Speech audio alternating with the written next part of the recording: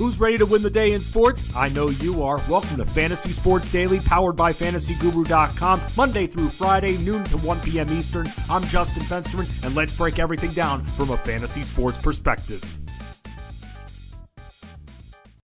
Good afternoon, everybody, or morning if you're not on the East Coast. My name is Justin Fensterman, and welcome to Fantasy Sports Daily here on the Elite Plus Network, powered by FantasyGuru.com. For those that don't know me, well, now you know, and if you don't, you better call somebody, because I do a lot of the NBA coverage over at FantasyGuru.com. It's me, it's Serge Singh, it's Amando Marsal, it's Scott Bonder, Chris Rose. We've all got you covered, whether it's writing articles or being in our DFS NBA and any NBA betting Discord channels. Give me a follow on X and Instagram at Fensty Sports, FENSTY Sports. And as we tend to do, because this is a free show that we provide that gives you a little glimpse into our content at FantasyGuru.com and what we do here on this show, Monday through Friday, noon Eastern. Ray Flowers takes you from noon to 1 p.m. Eastern, Monday, Tuesday, Thursday, Friday. You've got your midweek madness edition with yours truly. And for those, by the way, that aren't part of the Elite Mafia, to sign up, there you go. There's your link right there, fantasyguru.com/join-today/ and sign up for that MVP plan to get involved in NBA. I'm going to talk about, for those that are just maybe getting out of the football realm, as we still got the Super Bowl. We've got our own Super Bowl packages for there on the site that you could be ready to go from a betting standpoint. Our guy Tyler Beaker in our Discord, pop a bet after bet after bet. You know he's ready, and the game is days away. So it gives us a chance to focus on other sports, and that sport that we're going to focus on mainly in these streams on your Wednesdays are basketball, and that's because we've got a lot of strategy that goes along with it. And I'm going to cover a few things for today, but I had one thing I was going to lead with. We're going to bring out Amando Marsal in a little bit to preview this Wednesday slate. I'll be on the article write-up, so you'll get all the analysis from me there. Armando will be on the cheat sheet. Then we'll both be involved in Discord leading right up to lock, which if you were hanging with us in Discord last night, really, you didn't think the slate started until 10 p.m. Eastern, but that's what happens when all of a sudden one of your core plays becomes questionable after lock. Not after Steph Curry's game lock, but after other games locked. 2 of the games of the 4 locked last night. We find out maybe should have anticipated it when the Jazz were ruling out player after player that it was going to be Steph Curry, and when it came to him, all of a sudden he was going to be ruled out. He went downgraded to questionable late into the evening and then was ultimately ruled out. And yay when that happens. But that's what we're here for. That's what Discord is also here for. So let's talk about what is going on for today's show. If you are not, by the way, part of Watch Along Wednesday, tonight, DFS NBA Discord, you, me, and a whole lot of NBA. The main slate is 9 games plus 2 more games on the side as well, both FanDuel and DraftKings doing all of us a favor by only including all the games starting to, I believe, 8:30 p.m. Eastern tonight. Then you've got the 9 o'clock games and beyond, 2 more there, and we'll be talking betting, and we'll be helping everybody in the Discord channels. But I'll be hanging in there as I do every single Wednesday for Watch Along Wednesday. It's a lot of fun. I'm pretty much just reacting to what I'm seeing. Talking strategy, talking about why I decided to attack the team the way I did, or tried to fade off of certain matchups here, and talking about the latest trends in the NBA. Want to go over a piece of news that has nothing to do with tonight's slate, but getting the unfortunate news reports are out. Shams Charania reported it. You heard it from Chris Haynes as well, that Jalen Johnson, who coincidentally we had a parlay involving Jalen Johnson on the night he re-injured his shoulder. Well, he is apparently going to have surgery and his season has concluded. So let's talk about the Atlanta Hawks for a second. Because of the play-in tournament rules, even being under 500 in the Eastern Conference, you still can qualify for the play-in tournament. And if the season ended today, the Hawks certainly would. This is such a major hit for Atlanta.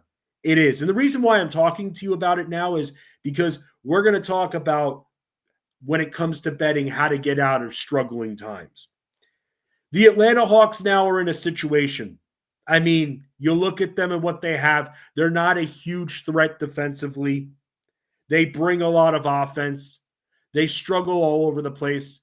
It's interesting because they've got two centers that are very similar on defense, different on offense, and Onyeka Okongwu and Clint Capella. So the immediate reaction of Jalen Johnson and his season being done for Atlanta, because that leaves so many points, so many boards, even usage. Remember, this is a guy who brings up the ball a lot too.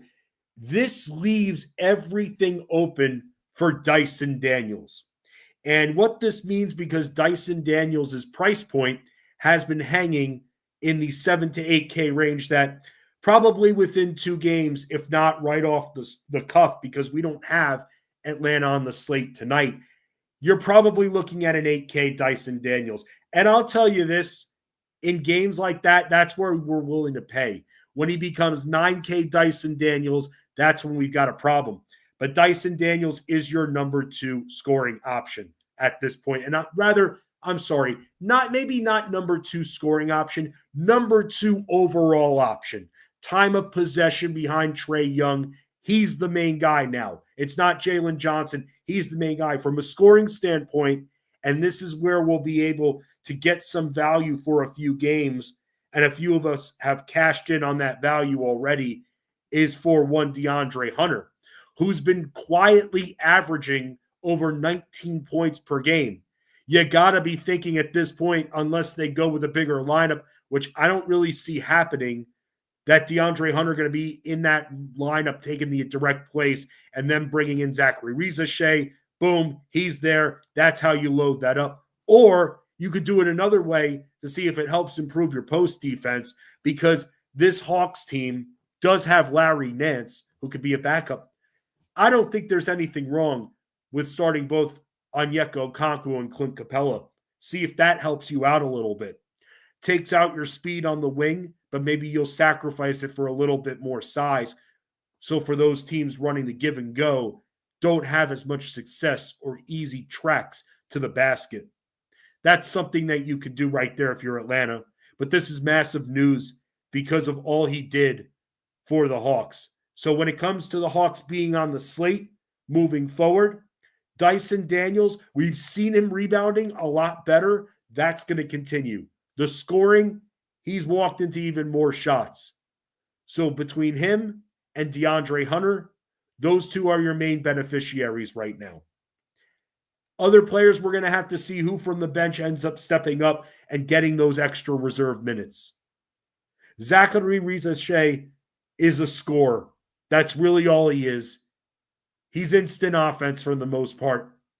I see room for improvement, but for the most part, it's instant offense. So that's a little bit on Jalen Johnson, and unfortunate news for the Atlanta Hawks right there. Still trying to figure it out. I think they wasted some time when they had Trae Young and DeJounte Murray personally.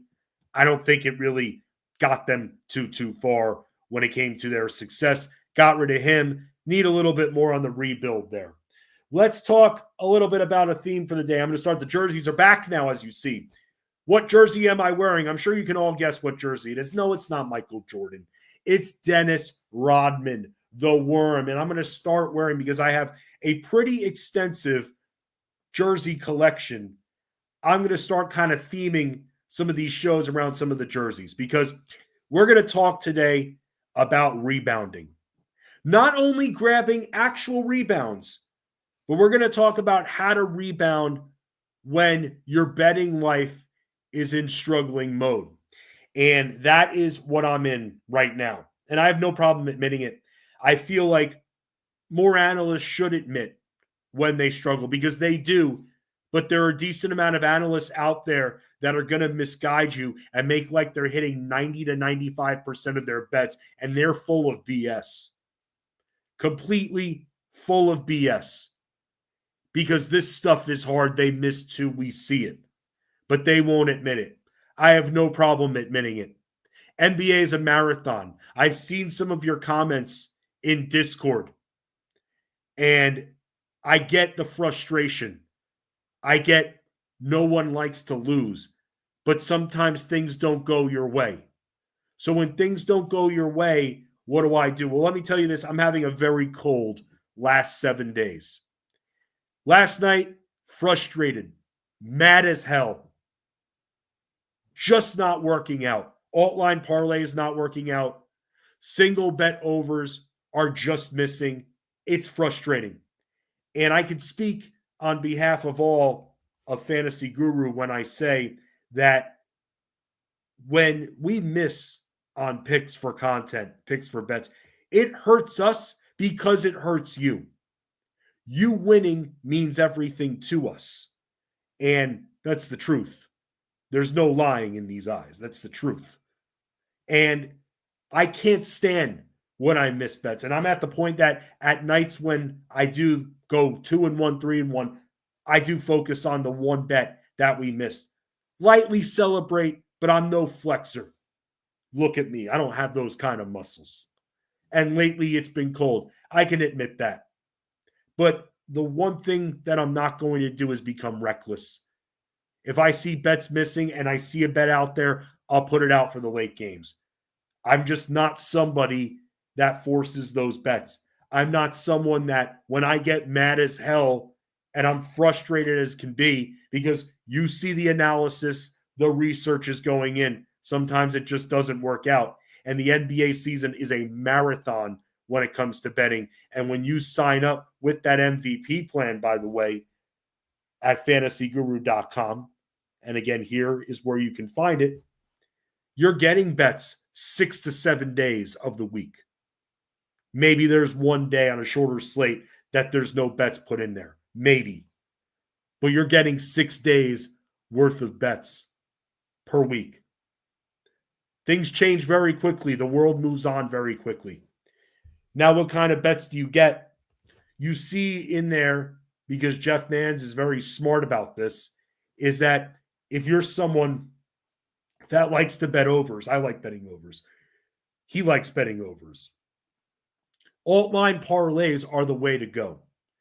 And they don't necessarily have to be same game, but alt line parlays are the way to go. I tell everyone, if I put a few single bets out there, they're meant to be single bets. But if you are going to parlay, alt them down. It's smart. But as you know, with a parlay, things happen. One thing happens poorly. One player doesn't show up. The other three's legs could smash within the first half easily. You're waiting on that one leg and it doesn't happen. You lose. That's a lost bet. Sucks. But that's the other side of it. I mentioned Jalen Johnson. Our alt-line parlay was looking pretty good. Raptors, Hawks. He gets hurt. Nothing else you could do. Your bet is sunk. There are books, I get it, that if you hit the 3 legs, that will still reward at times. I get that. That's more of a player's ruled out. So, yeah, it's sunk at that point, and that's the risk. So I sat there because I've been having a very tough 7 days. And I said, what am I not doing right? Sat there for a couple of hours last night. Wasn't in Discord. Was kind of on my own just trying to figure it out. And rather than being reckless just to try to get a W, let's step back a little bit. Let's calm down and step back. And let's head back to basics. And let me show you what I look at. And maybe you can figure out a plan based on my plan that works for you. The first thing I look at, totals and spreads. You see some of the top totals on the board. I think one of the mistakes that I've been making, despite alt-line parlaying, I've been targeting games with spreads of 10 or more a little too much. And when alt-line parlaying, I'm going to try not to do that. Now, again, things can change. A team rules out half their team. What are you going to do? Very hard. What are you going to do at that point? Things change. The environment changes. Sometimes you wonder, and I get these questions, why I don't put bets out in the morning. There's too much variance. Too many things change. And then if I have to void bets half the day, then there's just no point. So I try to wait until the mid-afternoon. I'm looking. I'm checking lines. But that's the first thing. Not going after those games with a double-digit spread. Because you just don't know. You target the bench players too much, well, it happens to be a 10 to 15-point game throughout it. And those bench players, those reserves, don't get as much run all of a sudden. I'm not saying to completely stay away, but that's more what I'm going to do now. Another thing I'm going to try to stay away from more, and we see it a lot in the NBA, back-to-backs. Teams on back-to-backs. And in my articles that are up at fantasyguru.com, you'll see towards the top not only the spread and the total for what they are at the time of posting of the article, but you'll also see the situation. Is the team on a back-to-back? I remember hearing Jeff Mans, now recently over the last few years, on his Elite Sports Show, which is on Sirius XM Fantasy Sports Radio, channel 87, 3 to 6 p.m. Eastern, also anytime with the Sirius XM app. Jeff talks about certain players that have short weeks, players that might be in the Sunday game, a Sunday night game for football, but then they're in the Thursday night game the following week. And that can impact usage. That can impact decision-making. That can impact if a team is up by a decent amount, pulling certain players. That's what I made a mistake with. I made a stupid mistake when I saw that with Chris Middleton. I looked at the numbers. I looked at the matchup. It was prime. It was a great matchup for him. And here I am sitting there wondering why this guy isn't playing, why this guy isn't taking shots. To me, it just did not make sense. Chris Middleton, I had him needing to get 9 points against the Blazers, who allow a ton of scoring to small forwards. And also, by the way, shooting guard, small forward, mid-court. So there is vulnerability, not just for the season. I look over the last few weeks. I look over the last few games. When I'm looking up rebounds, I'm looking up potentials, recent potentials, not of the full season. I'm comparing to the full season to try to find a correlation. But that doesn't always lead you the right way, because with my parlay last night with Andrew Wiggins, he wasn't rebounding despite most of the big men, not most, a few impactful big men for the Warriors being out. This guy can't grab 4 rebounds all of a sudden. Averaging them for potentials last 5 games, rebounding chances over 11, doesn't matter. Guy's not rebounding. First half, no rebounds. Second half, 2. Doesn't always lead you the right way. And that's where it involves a lot of that research. And that's where, for me, I am going to try to stay away from those teams involved in back-to-backs. I'm going to try to stay away if I know that a full team has been ruled out. It's different if a one impact player, maybe 2. But if you start seeing 4 or 5 guys, 2 impact players, 3 bench players being ruled out, you know something's up.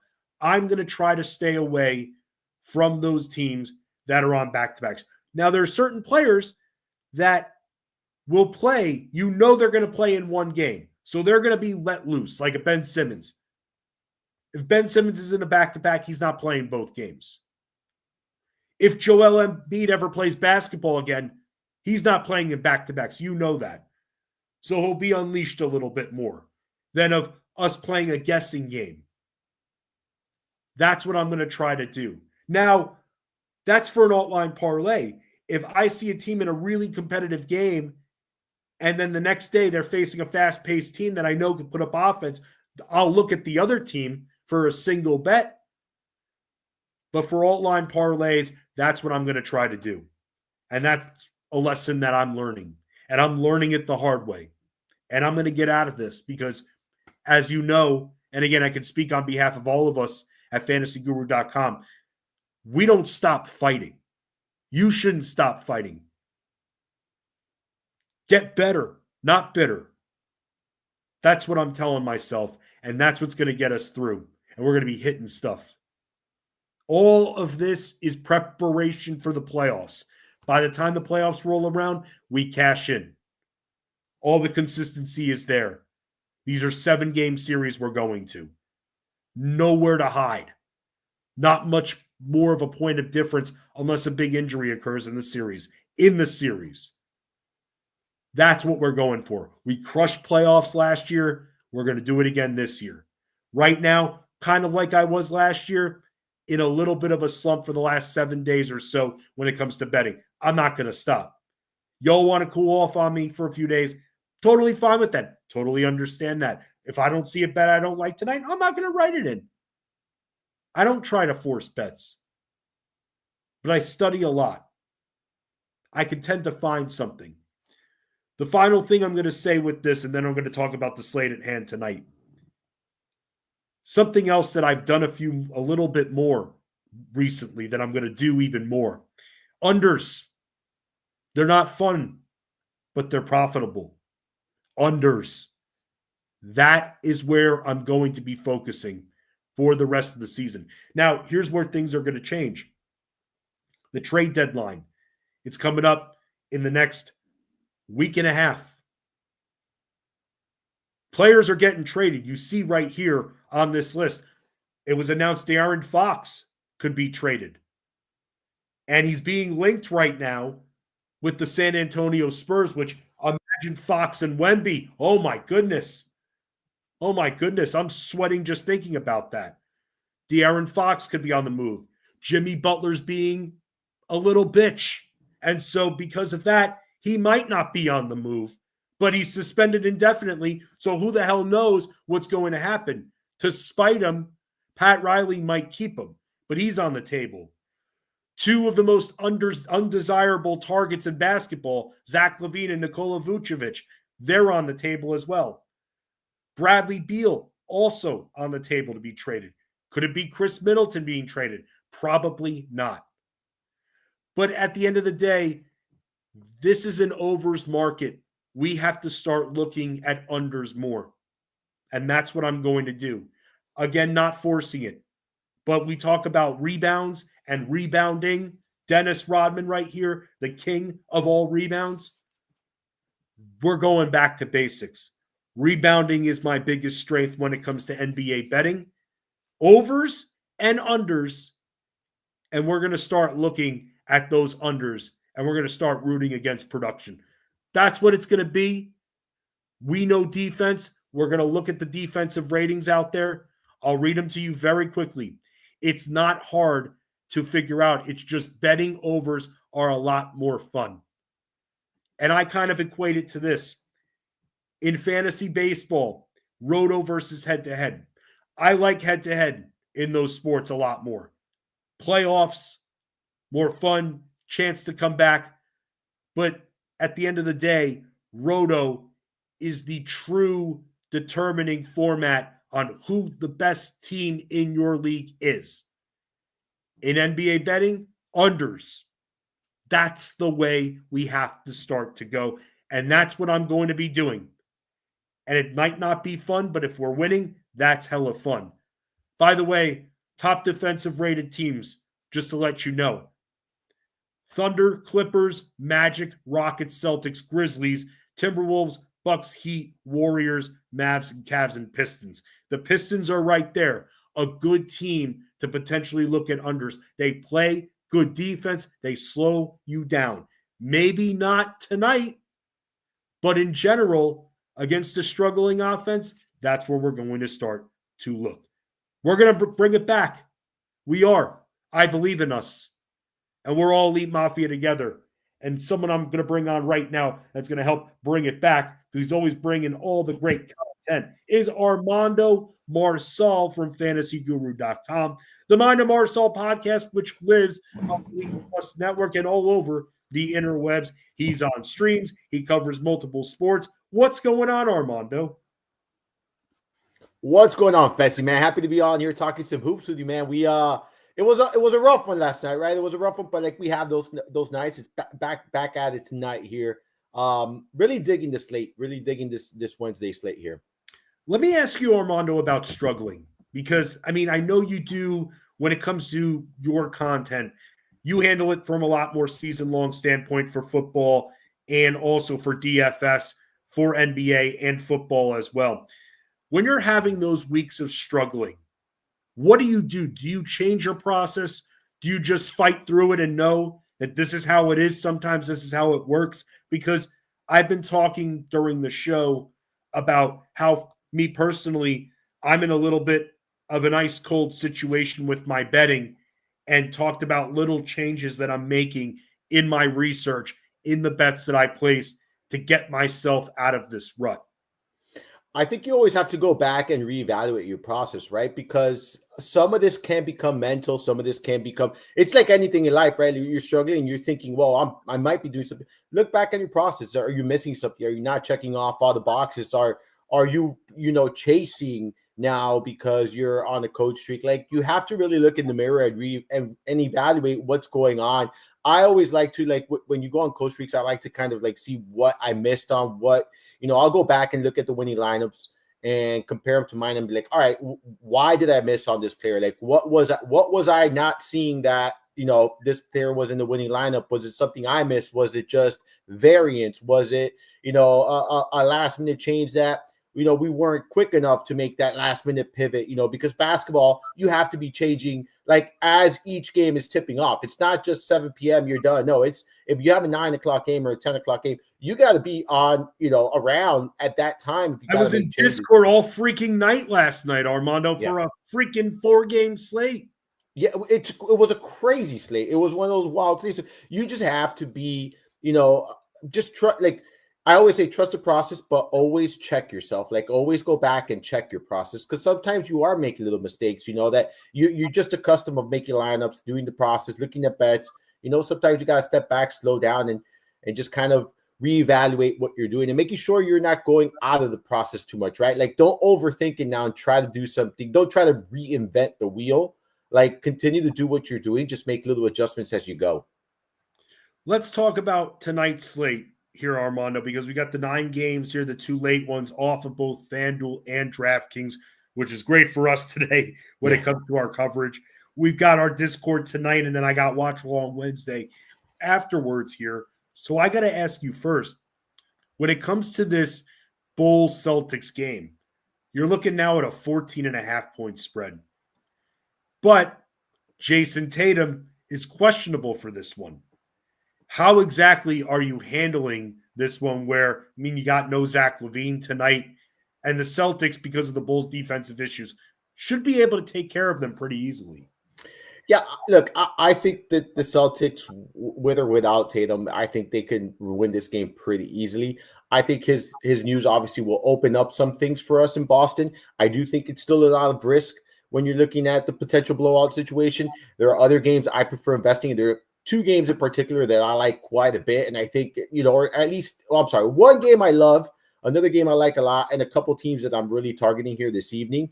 So I might end up with maybe one Celtics, but I wouldn't go all in on the Celtics, right? Like, when there's such a big spread, I don't like to have too much exposure to the team, even if they have a high team total, even if it's a great matchup, because I do think that, it could lead to not playing a full allotment of minutes. And when that happens, you might not hit your ceiling. So it depends on the player, depends on the price. But I normally try to stay away, especially on a 9-game slate, right? Like, if it was a 4-game slate like last night, you got to take all the chances, all the risk, and all that stuff, especially when there's double. We've been through that before. I think it was last week where there was a 6-game slate. 5 of the games had double-digit spreads. You just have to take those risks, right? So it really is slate dependent. But on a 9-game slate, I might have a little bit of exposure to Boston, but not necessarily going all in despite the phenomenal matchup. There are 2 games. I'm trying to play a little game here, guessing which game that you're into. There are 2 that keep popping up to me. Tell me if it's one of these 2 that you're most interested in. Nuggets, Knicks, Pistons, Pacers. One of them is. Okay. One of them is. Which one is it? The Nuggets Knicks game. I like that one a lot. It'll be close. It's a tremendous pace-up spot for the Knicks, who run notoriously, as they have the last few years, one of the slowest offenses. Denver, on the other hand, has sped things up over the last year. They're not a great defensive team. And here's the thing I want to ask you about, Armando. Do you have to go – I know it's going to be a close game. Do you have to go Jokic here? Because immediately, the first thing – I woke up today, and the first thing I thought of, go Towns. over Jokic. That is my favorite spend up player on the evening, by the way. Towns. Like for me, it's him and Barnes are the two guys I'm looking at to spend up over 9K. With Towns, you mentioned it, right? Like so Denver's top 5 in pace. You're going to get a paced up spot for the Knicks here. You mentioned the defense not that great, not one that you have to shy away from. And you have a player in Towns that had a phenomenal game. I think he scored 30 points the last time they faced off with 15 boards. I know he had over 60 DK points. So you're getting a player at sub 10K with 60 plus fantasy point upside, right? In a good game environment, should be a competitive game. Look at the totals here. They're very high. It checks off a lot of the boxes for me. And one of the first players that stood out, like as I started my process this morning, was Towns. So I'm glad that you said that because we're lockstep here when it comes to this. I'm going to prioritize. He's probably going to end up being a core play for me on the sheet tonight. And, what I'm trying to do is trying to create a core where we can feel comfortably both with Towns and Barnes still having the value. That's kind of what I'm trying to do. But those two, for me, really stand out as great pay-up options this evening. That's the other game I like, the Toronto-Washington game. You got two terrible defenses, two teams that play at top 10 pace. Right.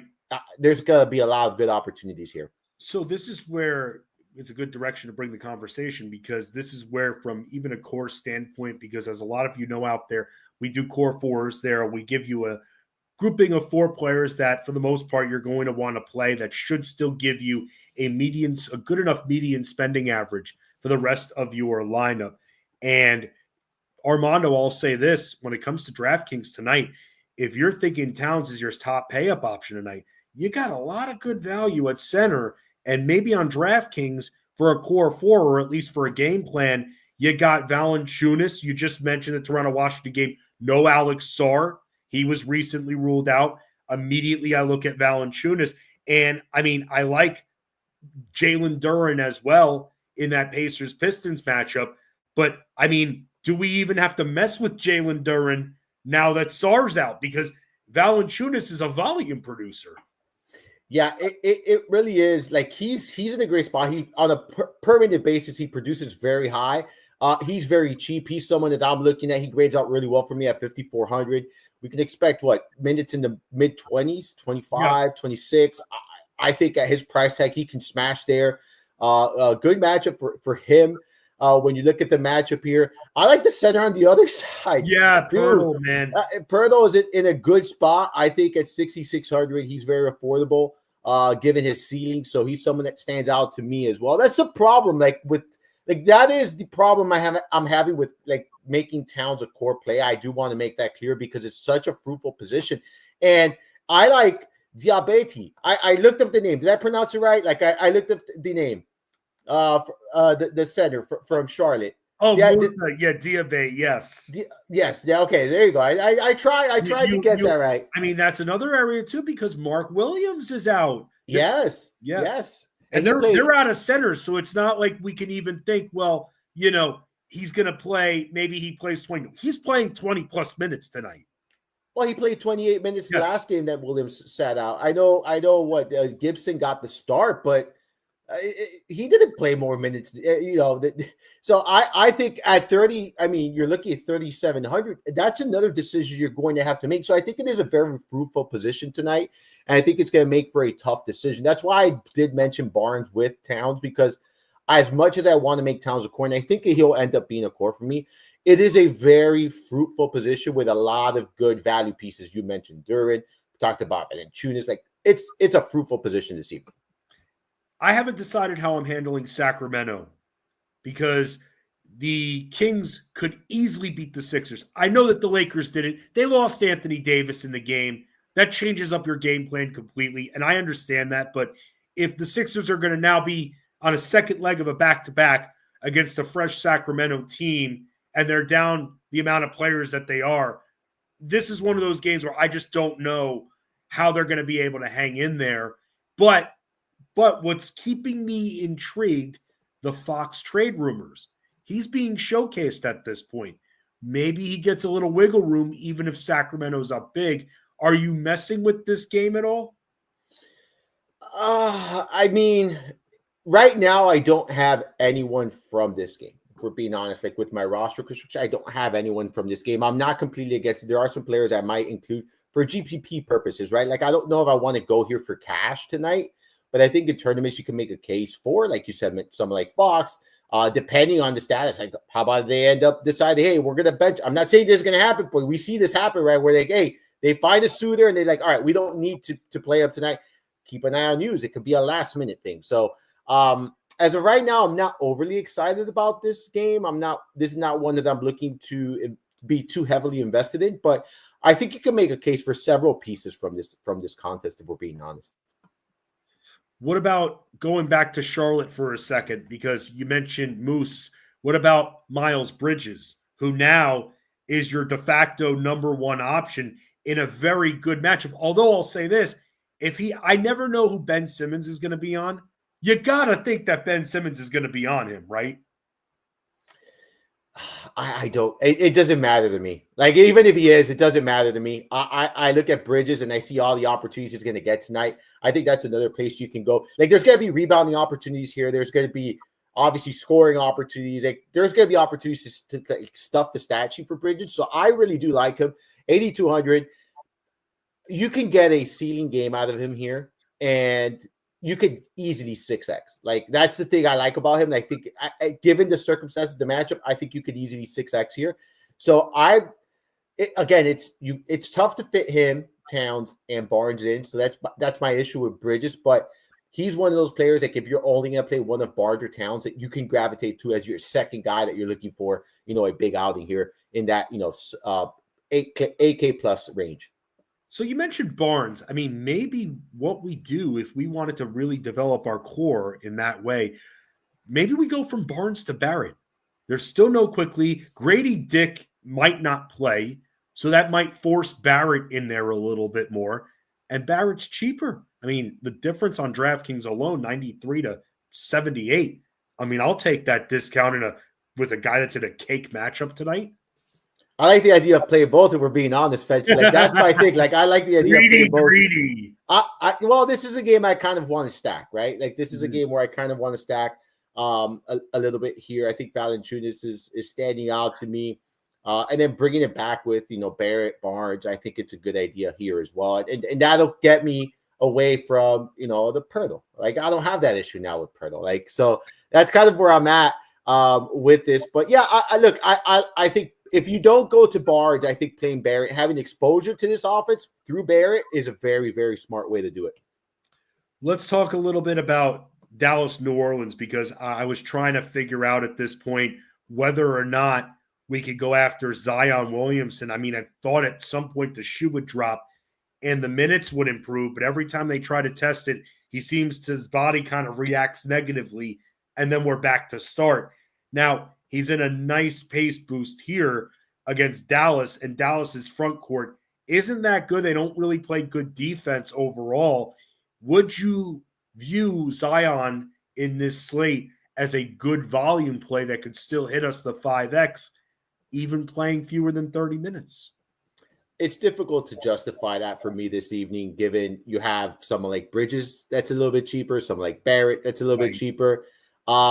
I do think getting exposure here, though, to this game, I think it's interesting. I think Dinwiddie is the one that really stands out to me here. If you notice, like, in games that they're not competitive, like, he's not playing 30-plus minutes. Tonight, I do expect it to be competitive. I do expect it to stay close. I do expect him to play 30-plus minutes. He did really well here in the last time he faced New Orleans. And like you mentioned, this is a good game environment. So, for me, I look at Dinwiddie as that player I want in this game. Like I mentioned earlier, like, there's some teams he's at one in that Dallas team that I want exposure to here. Williamson for me is just not this slate, not on this slate. If it was a smaller slate, if there weren't some of the options in that price range, I maybe consider it, but not on this slate. Who are some of your other favorite pay-ups? You've mentioned Karl Anthony Towns. I mean, do you even give consideration to Cade Cunningham?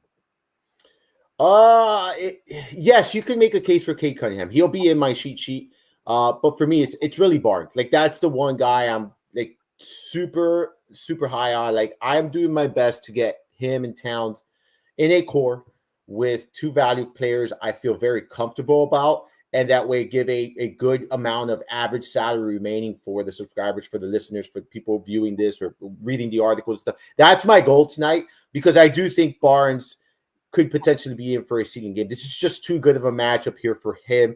You're looking at the game environment, the pace. You're looking at, look at this total. It's 230.5. Like, it's a pretty decent total on this slate. And it has a 6.5 point favorite. So I like it. And I think it could be one that, you look at these teams, they're both top 10 in pace. They're both the bottom 10 in defense efficiency. Like, it's a really good situation for both sides here. And I think the easy part about this is where the production comes from, right? So, like, for me, it's straightforward. And those kind of opportunities, those kind of things, I don't like to miss out on those. Yeah. What about if you're stacking the game on the other side? You mentioned Valanciunas. Do you look at a Kuzma? Do you look at a Jordan Poole or anything like that? You could. So I like Valanciunas. I mentioned that. I think Kuzma is fine at 6,200. I think that, you could definitely play him here. I like the matchup. I like the environment. I think another one you can make a case for is Poole. Obviously, what we could expect 30 plus minutes. And then if you're trying to go really cheap, now this is more for like tournaments for me, but I do think you're going to get minutes in the, mid 20s, 25, 26. George, at 4K. John George, I was looking at him too. I think a value piece, like, to stack this game, I think it makes sense. Like, what I'm saying? Like, you're going to get 20 plus minutes, 25, I think 25, between 25, 27 minutes with upside for more, like maybe even like close to that 30 range. So at 4K in this game environment, I think he can get there. You don't need 7x from him. You can get 5x from him pretty easily. And he saves you a lot of salary in a great game environment.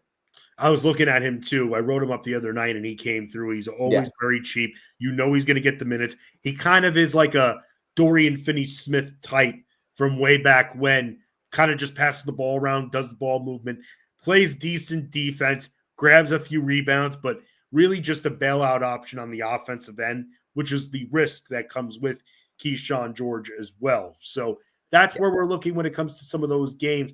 Let's talk about another game, Armando, at this point that we haven't even brought up yet, because we got a pretty big piece of news in the last hour.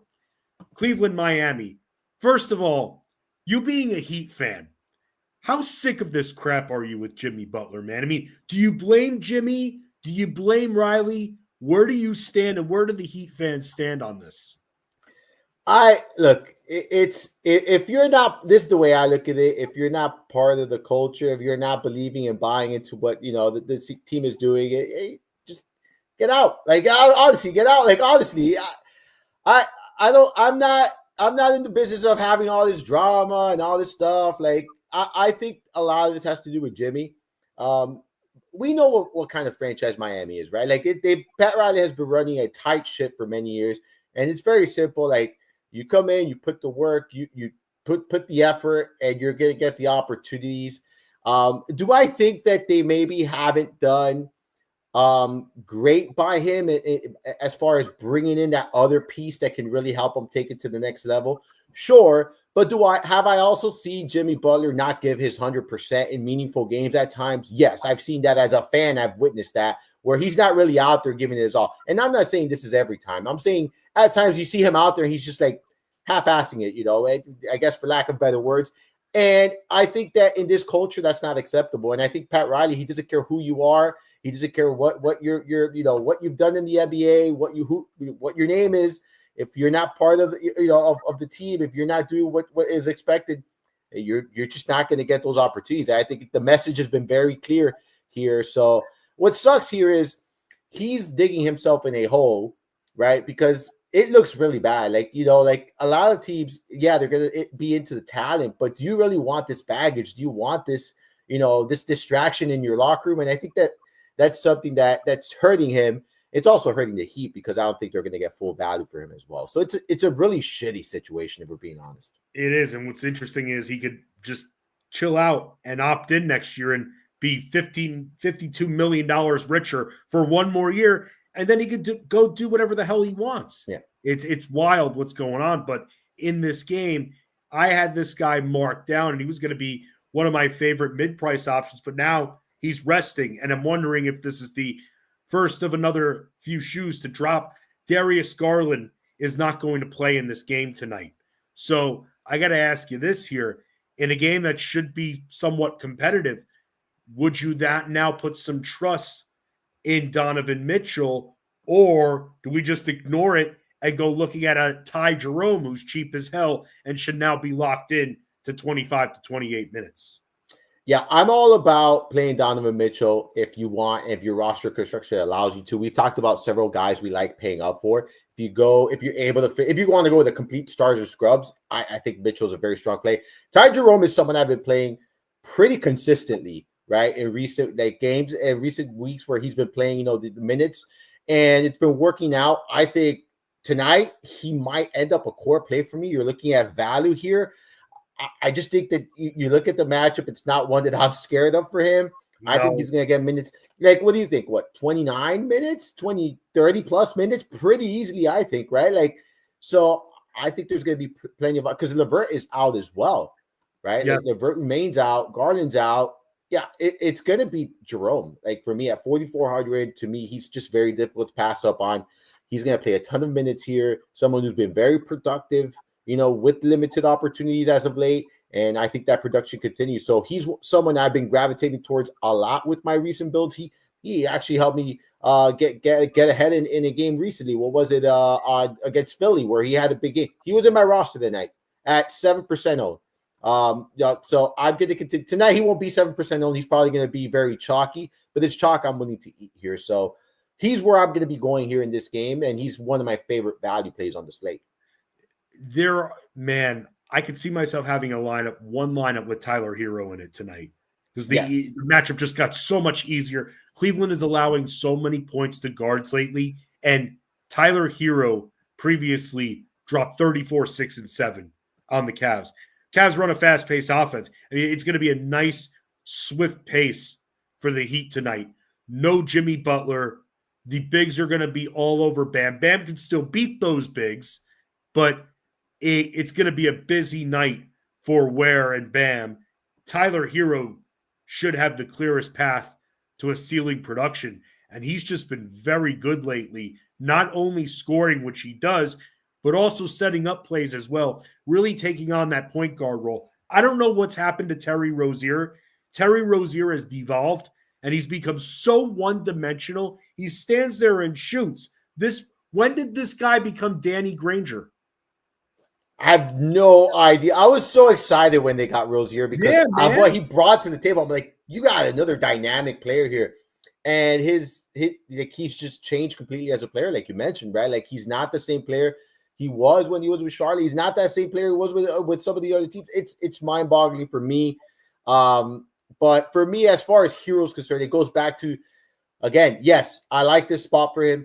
I like him. He's going to be part of the cheat sheet, but he's just not someone I'm going to core. Do we even have to go there with some of these guys? Daniel Gafford. I like Daniel Gafford, but he's 7,400. We just named 4 centers that are in pretty prime spots in great high-paced matchups that are under him. Why should I even write him up tonight? Yeah, it's true. That's the thing. It's part of roster construction, right? And it's part of who are you prioritizing when you're paying up, and what kind of, if you're going to get to Jokic, if you're trying to get to Jokic, if you're trying to get to who are some of the other super high town. Well, no, Wemby. There you go, Wemby. If you're trying to get Wemby, if you're trying to get you can score Armando on a Vitsa Zubox, and you're half his size. Yeah. Not muscular. I don't know if I can. I could try. But I will say, if you're trying to get up to that high price, or even Cunningham, who's upwards of 10K, it's going to be very difficult to get Herro and Towns and Barnes as well in your lineup. Maybe if you go with a little bit more of one of Towns or Barnes, and then maybe Herro or Mitchell or Bridges that we talked about, I think it's very doable, right? And I think that's a part of why Williamson, when we talked about Zion, we didn't even talk about some of the guards in the price. We were just talking about forwards. So it becomes difficult to justify some of those plays. I do like Herro. I do like Mitchell. But the problem is I prefer someone like Barnes or Towns at paying up. If I can fit them in all in one lineup, I will. They will be in the, like I said, they're going to be Herro's going to be in the cheat sheet. I'm going to recommend him as a cash game GPP option because I think he's viable for both tournaments and cash games. Just like Mitchell, I think given the circumstance now, I think he's viable for both tournaments and cash games. But none of them are going to be core plays for me. It doesn't mean that they're bad plays. It means that I just cannot core them because of who I'm going to be coring here tonight. They very well could end up in my lineup if I end up going with a stars or scrubs approach, which is very, very doable tonight. Another name I want to bring up because you just brought up the Pelicans. When Zion's in, everyone else's ceiling goes down big time. But one player who's been able to withstand it because CJ McCollum doesn't produce in enough categories to make weight. Trey Murphy, he can hit the mark, but barely. It's a fight. Missy's not that guy anymore. DeJounte Murray has still been able to provide good returns. It's a good matchup for him tonight, Armando, but this is another situation where maybe not as a core play, but do we even need to go that direction? I'm a sucker for DeJounte Murray, man. Like, I think that he's such I think he's such a good basketball player. I generally think he's underpriced. I do think he's reasonably priced. Don't think he's at his ceiling price just yet. I like the spot for him. He's someone that if you want to get contrarian tonight, he's probably one of my favorite contrarian plays. Like, I think that I prefer him over Mitchell because I expect Mitchell to have a little bit more ownership than Murray. Right? Yes. Because Garland's out. So everyone's going to be focused. Correct. So I think Mitchell will have a little bit more ownership. I think Murray's that kind of play that can win you a GPP tonight, right? Like, I think he's the kind of play that can win you a tournament outright. He had a really good game. I think he had 25 plus points, 7 boards, 7 rebounds, something in that range. Like, he was flirting with a triple-double the last time these two teams played. Again, we talked about earlier, like Dinwiddie, I like him in this game.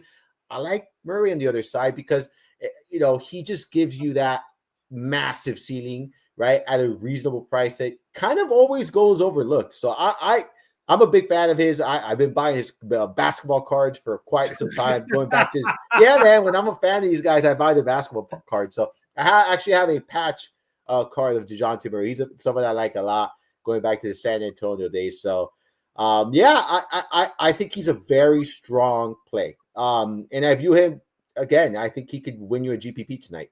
So a few lessons here from what we talked about.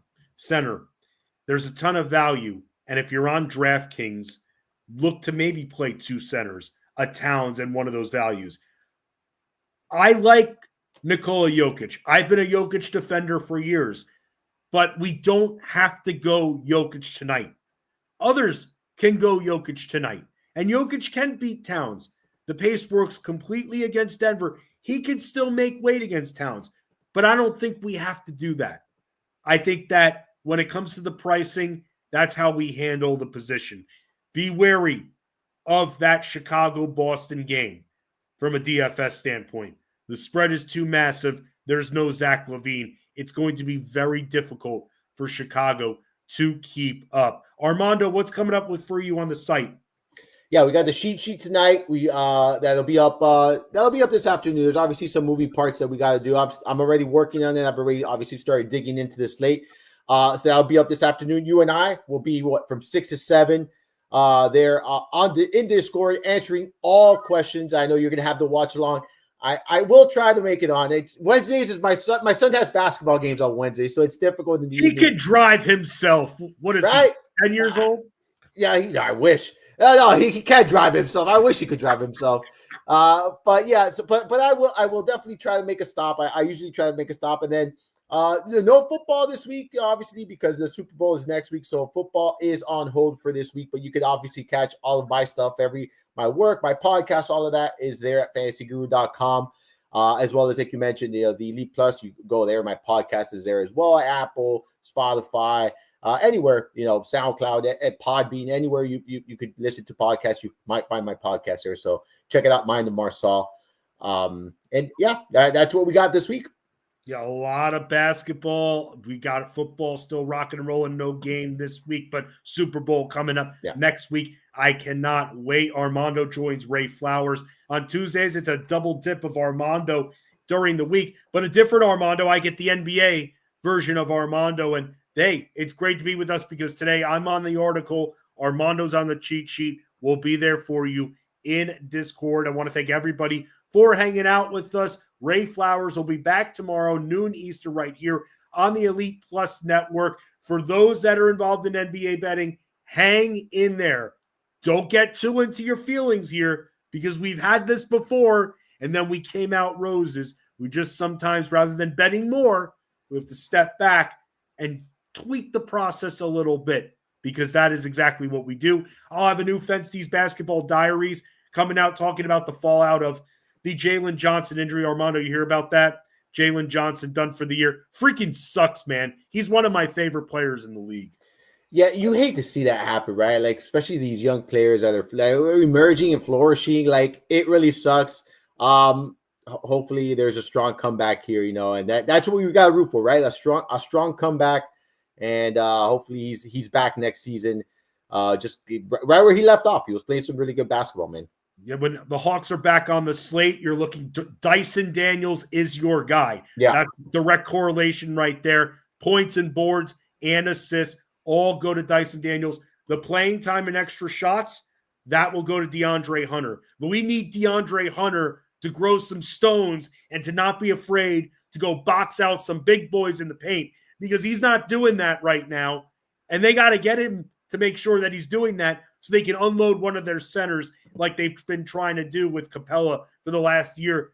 They need to be able to have DeAndre Hunter rebound in order for them to feel comfortable to unload Clint Capella because I'll say this, Armando, I want it to be on Yeko Konku's world in Atlanta. And until Capella's dealt, that's not going to happen. It's not. Unfortunately, it's not. It's not. But I agree with you. He's been someone that has been so good, so productive. If he's playing upwards of 34, 35 minutes, like he's going to become an 8K center. Like I would be taking all the advantage you can right now because eventually that could be the case. So whenever he's on the slate at sub 7K, keep rostering him. We're seeing it with Daniel Gafford. We don't know. I mean, with Derek Lively out, Daniel Gafford's 7,400 now. Correct. We don't have to go there tonight. We don't have to. No, we don't. By the way, now that we're here, I was able to, and you're going to see all the players and stuff in the cheat sheet, but I wanted to say this, so I was able to fit in Towns, Murray, and Barnes without having to punt too hard, right?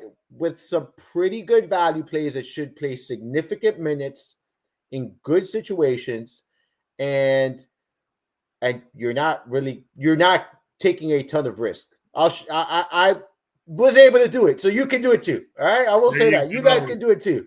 There you go. It'll be easier on DraftKings too because you can involve one of those low-valued centers too. With FanDuel, the positions, as a lot of you know, are a little bit more stingent, but at the same time, you never know. Some players might qualify at power forward randomly, and you'll get a little bit lucky.